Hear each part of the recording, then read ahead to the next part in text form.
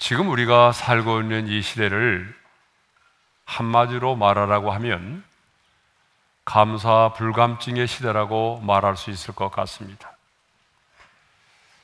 우리보다 앞서 인생을 살았던 사람들보다도 우리는 훨씬 더 좋은 환경 가운데 살아가고 있습니다. 빠르게 쉽게 움직일 수 있는 교통수단과 지구촌 저 멀리 있는 사람과도 얼굴을 보며 통화할 수 있는 이 좋은 통신수단, 너무나 쉽게 접할 수 있는 수많은 정보와 지식 등, 그리고 비만을 걱정할 만큼 풍성한 먹거리 등 우리는 이 모든 것들을 누리며 살고 있습니다. 저 어릴 때만 해도 배가 나오는 사람을 배사장이라고 불렀습니다. 사실 우리는 지금 이전에 왕들이 누려보지 못했던 것들을 누리며 살고 있습니다. 그런데 우리는 앞선 인생을 살았던 사람들보다도 훨씬 더 많은 불평과 원망 속에 인생을 살아가고 있습니다. 사람들을 만나보게 되면 끊임없이 누군가 비교하고, 그리고 끊임없이 불평과 원망을 쏟아내고 있습니다. 그래서인지 성경에도 보게 되면 말세의 현상에 대해서 언급하면서 이렇게 말하고 있어요. 우리 함께 읽겠습니다. 다 같이요. 사람들이 자기를 사랑하며 돈을 사랑하며 감사하지 아니하며. 이제 주님 오실 날이 임박하면 임박할수록 사람들은 어떻다는 거예요? 자기를 사랑한다는 거예요. 예? 그리고 돈을 사랑한다는 거예요. 그리고 감사하지 않는다는 것입니다. 날이 갈수록 아마 이런 모습은 더 분명하게 드러날 것 같습니다. 그런데 감사는요, 해도 되고 안 해도 되는 선택의 문제가 아닙니다. 감사는요, 하나님의 명령입니다. 그래서 성경을 보게 되면 감사의 명령들로 가득 차 있습니다. 자, 우리 함께 말씀을 읽어볼까요? 다 같이요. 감사하는 자가 되라. 범사에 감사하라. 감사함으로 하나님께 아뢰라. 감사하는 말을 하라. 감사함을 넘치게 하라. 감사로 하나님께 제사를 드리라. 이렇게 하나님은 우리에게 감사를 명령하고 있습니다.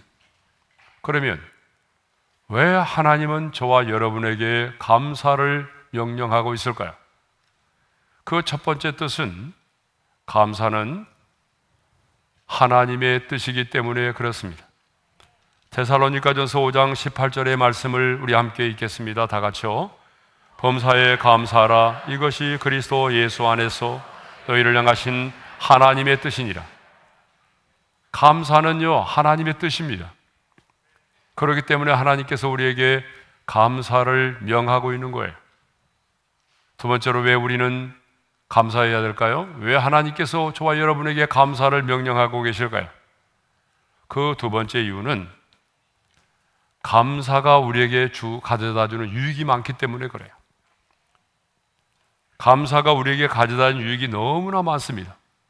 그러니까 첫 번째로 뭐냐 그러면, 감사하는 자가 하나님을 영화롭게 한다는 거예요. 시편 50편 23절을 읽겠습니다. 다 같이요.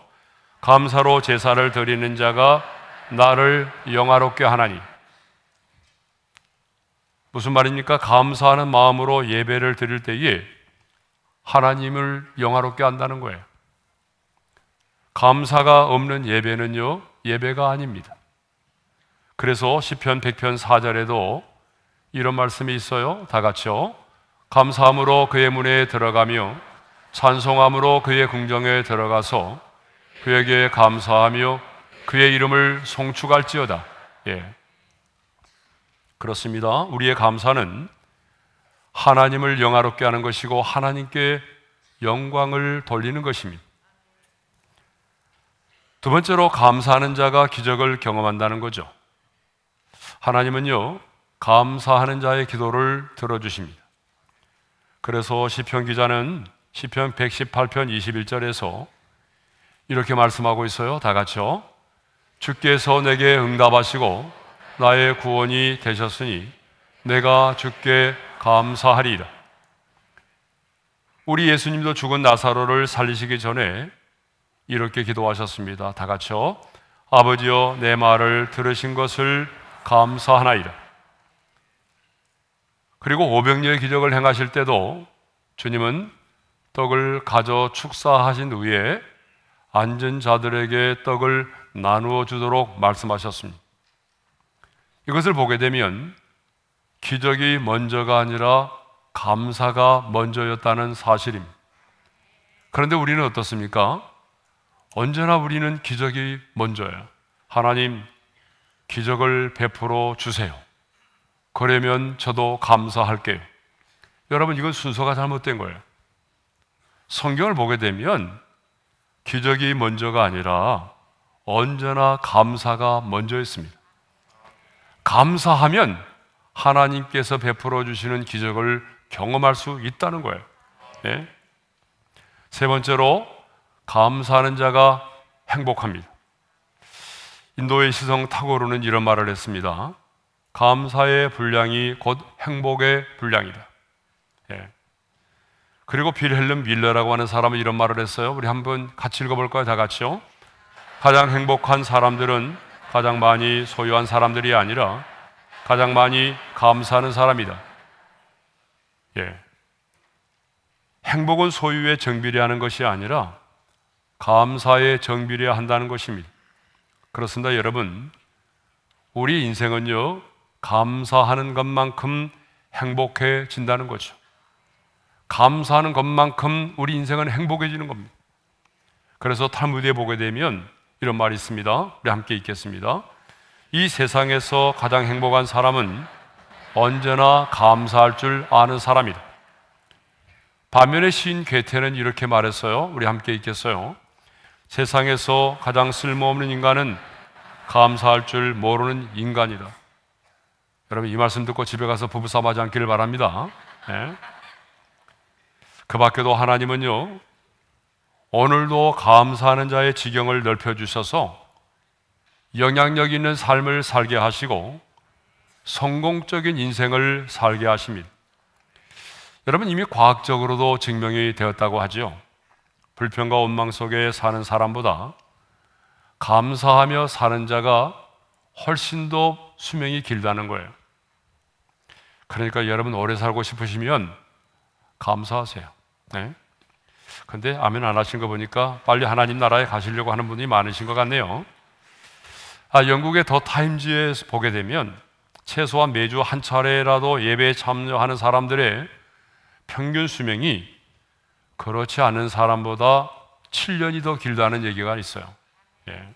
그것을 보게 되면 여러분, 늘 감사하며 사는 자가 평균 수명도 훨씬 더 길다는 거예요.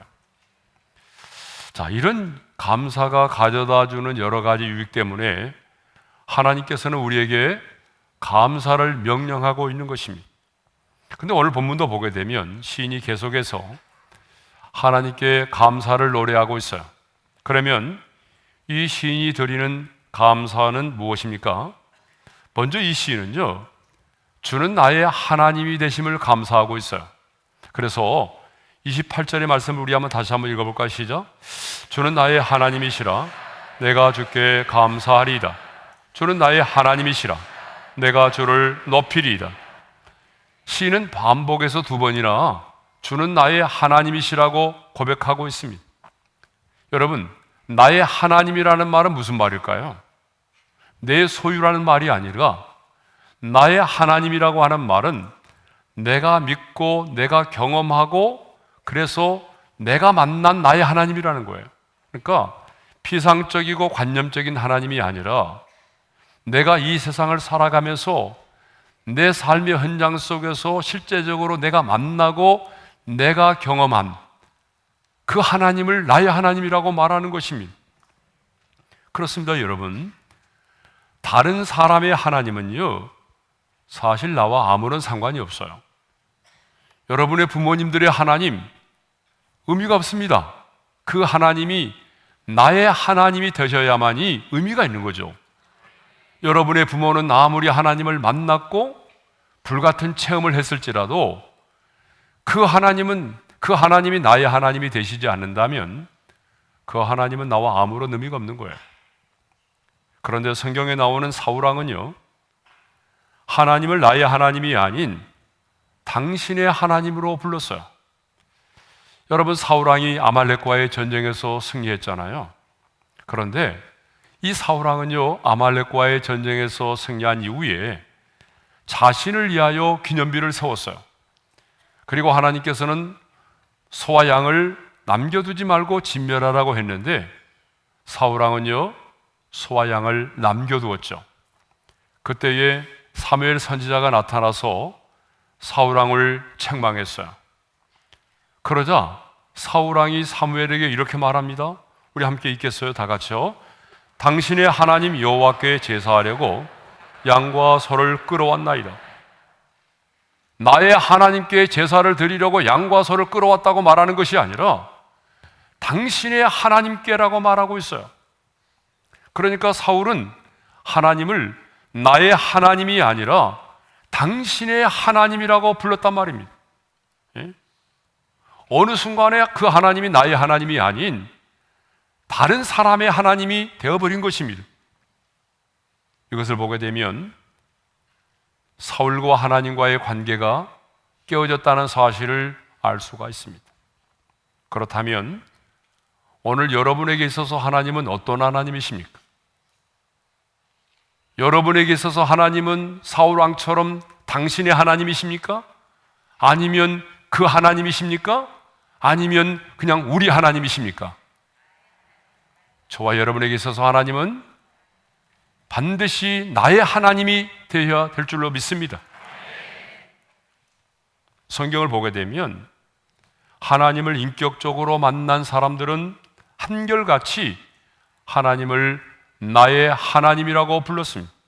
사도 바울도 감옥 속에서 빌립보 교회 성도들에게 편지하면서 이렇게 말하죠. 다 같이요. 나의 하나님이 그리스도 예수 안에서 영광 가운데 그 풍성한 대로 너희 모든 쓸 것을 채우시리라. 하나님을 나의 하나님이라고 말하죠.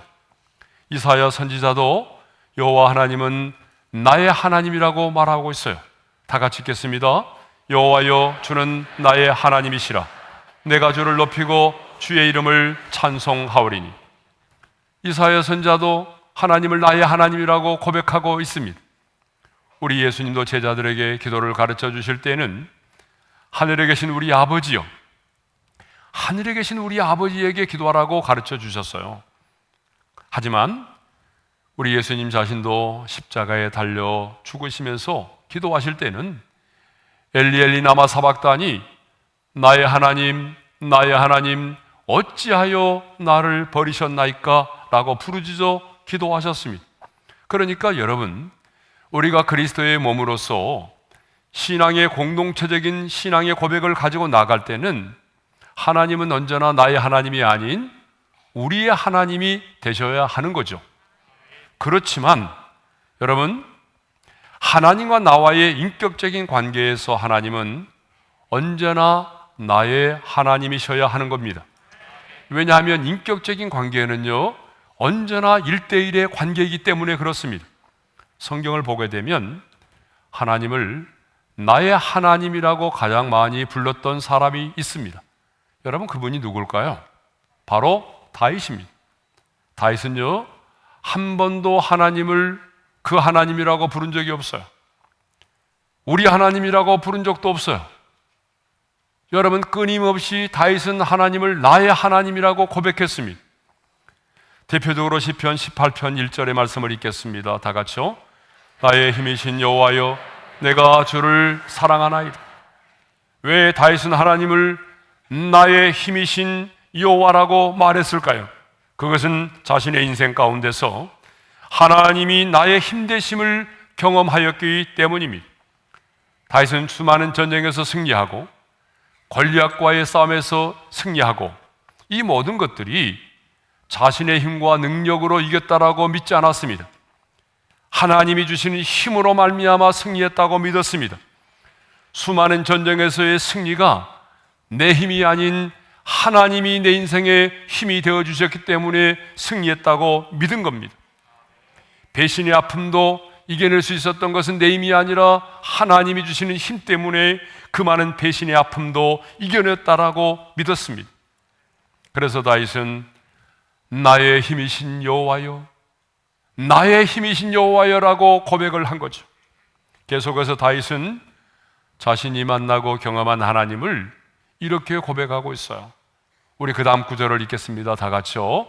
여호와는 나의 반석이시요 나의 요새시요 나를 건지시는 이시요 나의 하나님이시요 내가 그 안에 피할 나의 바위시요 나의 방패시요 나의 구원의 뿌리시요 나의 산성이시로다. 우리가 잘 아는 20편 23편 1절의 말씀을 읽겠습니다. 여호와는 나의 목자시니 내게 부족함이 없으리로다. 우리가 잘 아는 것처럼요, 다윗은 정말 파란만장한 삶을 살았습니다. 굴곡이 많은 인생을 살았습니다. 정말 험한 인생을 살았던 사람이 바로 다윗입니다. 아마 다윗처럼 많은 배신을 당하고 다윗처럼 많은 전쟁을 치르고 다윗처럼 죽음의 문턱을 넘나들었던 사람도 없을 것입니다. 하지만 다윗은 자신이 겪은 수많은 그 아픔과 전쟁과 배신과 고통을 통해서 하나님이 나의 반석이 되심을, 하나님이 나의 요새가 되어주심을, 하나님이 내 인생에 피할 바위가 되어주심을, 하나님이 내 인생의 방패가 되어주심을, 하나님이 나의 구원의 뿔이 되어주시고 나의 산성이 되어주심을 경험했던 사람입니다. 그런데 만일 여러분, 다윗이 평탄한 인생을 살았다고 한다면 어떻게 되었을까요? 여러분, 다윗의 삶이 이런 아픔과 전쟁과 배신의 고통이 없는 아주 평탄한 인생을 살았다고 한다면 어떻게 되었을까요? 이렇게 생생하게 하나님이 나의 하나님 되심을 경험할 수 있었을까요? 배신의 아픔이 너무나 컸고 도망자로서의 삶이 너무나 외로웠고 자신의 죄로 인한 고통이 너무나 커서 침상을 눈물로 적셔야 했지만, 그러나 그 모든 역경과 아픔을 통해서 다윗은요, 세상의 사람들이 경험하지 못하는, 남들이 경험할 수 없는 하나님을 나의 하나님으로 경험한 것입니다. 그래서 다윗은 고백합니다. 여호와는 나의 하나님이시라고. 그러므로 여러분, 우리 성도님들 가운데 누군가로부터 배신을 당하셨어요? 여러분 남편으로부터 배신을 당하셨어요? 여러분 자녀에게 배신을 당하셨어요? 인간적인 외로움과 고독 속에 계십니까? 아니면 여러분 연약함 때문에 넘어지셨나요? 스스로의 힘으로는 해결할 수 없는 문제 가운데 빠져 있는 분이 계십니까? 그렇다면 지금 여러분에게는 하나님을 나의 하나님으로 만날 수 있는 절호의 기회가 주어진 것입니다. 지금 여러분에게 주어진 기회를 놓치지 마시고 문제를 해결받는 것으로 끝나지 마시고 이 문제의 해결을 통해서 하나님이 나의 하나님 되심을 경험할 수 있기를 바랍니다. 오늘 이 시인도 말할 수 없는 고통 중에 있었어요. 오늘 우리가 읽은 시편 118편의 저자도 말로는 표현할 수 없는 고난과 아픔 속에 있었습니다. 그래서 5절에서는 이렇게 말하죠. 내가 고통 중에 여호와께 부르짖었더니, 고통 가운데 하나님 앞에 부르짖었다라고 말하고 있어요. 11절에서는요, 그들이 나를 에워싸고 에워쌌으니, 자신을 미워하고 자신의 그 많은 원수들에 의해서 사방으로 둘러싸여 있었다는 거예요. 13절에서는 너는 나를 밀쳐 넘어뜨리려고 하였으나라고 말합니다. 그들이 자신을 밀쳐서 넘어뜨리려고 했다는 거예요. 하지만 이 고통 중에 시인은 여호와께 부르짖어 기도했어요. 그랬더니 하나님께서 이렇게 응답하셨다라고 말하죠. 다 같이요. 여호와께서 응답하시고 나를 넓은 곳에 세우셨도다. 그리고 우리가 읽지 않았지만 6절에서 8절을 보게 되면 이 상황 속에서 여호와께서 내 편이 되심을 경험했다는 거예요. 여호와께 피하는 것이 사람을 피하는 것보다 낫다는 사실을 깨닫게 되었다라고 고백하고 있어요. 그래서 시인은 마지막 결론이 뭡니까? 주는 나의 하나님이시라. 이 많은 고난과 고통을 통해서 하나님 앞에 부르짖어 기도하고 하나님의 그 응답을 통해서 깨달은 것이 뭐냐 그러면 주는 나의 하나님이시라는 것을 깨닫게 되었다는 것입니다. 사랑하는 성도 여러분, 성경에 기록된 하나님은 베드로의 하나님, 아브라함의 하나님, 다윗의 하나님, 다니엘의 하나님이만이 아닌 바로 저와 여러분들이 이 땅을 살아가면서 우리가 경험해야 될 나의 하나님이십니다. 하나님의 사람들이 만났고 경험했던 그 하나님은 오늘 이 시대를 살아가는 저와 여러분들이 만나고 경험해야 될 나의 하나님이라는 사실입니다. 그러므로 우리는 성경에 기록된 그 하나님을 다른 사람의 하나님이 아닌 나의 하나님으로 경험하여 주는 나의 하나님 되심을 고백할 뿐만 아니라 그리고 나의 그 하나님께 감사하며 기도할 수 있기를 바랍니다. 근본의 다니엘 기도회를 통해서 성경에 기록된 그 하나님이 그들의 하나님이 아닌 오늘 나의 하나님 되심을 경험하는 그런 기도회가 되기를 간절히 소망합니다. 주는 나의 하나님이심을 경험했던 시인은 이제 내가 주께 감사하겠노라고 고백하죠. 28절 상반절의 말씀을 읽겠습니다. 주는 나의 하나님이시라 내가 주께 감사하리이다. 그렇습니다. 감사는 다른 사람이 하는 것이 아니라 내가 나의 하나님께 감사하는 것입니다. 이 시는 주는 나의 하나님이심을 경험하는 것으로 끝나지 않았습니다. 그는 감사를 표현했다는 사실이죠. 진정한 감사가 무엇인지를 이 시인은 또한 말해주고 있는데요. 여러분, 진정한 감사는 뭐냐? 최고의 감사는 하나님을 높이는 것입니다. 28절의 말씀을 우리 다시 한번 읽겠어요. 다 같이요. 주는 나의 하나님이시라 내가 주께 감사하리이다. 주는 나의 하나님이시라 내가 주를 높이리이다. 여러분, 여기서 우리는 놀라운 사실을 깨닫게 됩니다. 진정한 감사, 최고의 감사는 무엇이냐? 하나님을 높이는 것이라는 거죠. 그러므로 하나님의 은혜를 알고 감사하는 자는 예배의 자리로 나올 수밖에 없다는 사실입니다. 여러분, 진정한 감사는 하나님을 예배하는 것입니다. 그래서 감사로 제사를 드리는 자가 나를 영화롭게 한다라고 말씀하신 것입니다. 여러분, 정말 감사하십니까? 한 해를 돌이켜볼 때 정말 여러분 감사하십니까? 여러분, 살아있음에 감사하십니까? 그렇다면, 감사하다면 여러분은 예배 자리로 나오셔야 됩니다. 아무리 힘들고 어려워도 감사함으로 하나님의 보좌 앞으로 나오시기를 바랍니다. 그리고 그 보좌 앞에 엎드려 경배하십시오. 그것이 바로 감사입니다. 그것이 바로 예배입니다. 그런데 성도들을 만나보면 이렇게 말하는 분들이 많이 계세요. 모든 것이 다 주님의 은혜죠. 정말 감사한 일이죠. 이렇게 입버릇처럼 말하는 분들이 계세요. 그런데 이렇게 말만 하고 여러분이 하나님과 멀어지고 예배 자리로 나와서 하나님께 예배하지 않는다면 지금 여러분들의 그 입술의 고백은 가짜입니다. 진정한 감사가 아닙니다. 여러분, 감사하다고 말하면서도 예배 자리로 나오지 않는다는 것은 이것은 감사가 아닙니다. 왜냐하면 진정한 감사는 바로 하나님을 높이는 것이기 때문입니다. 진정한 감사, 최고의 감사는 바로 하나님을 예배하는 것입니다.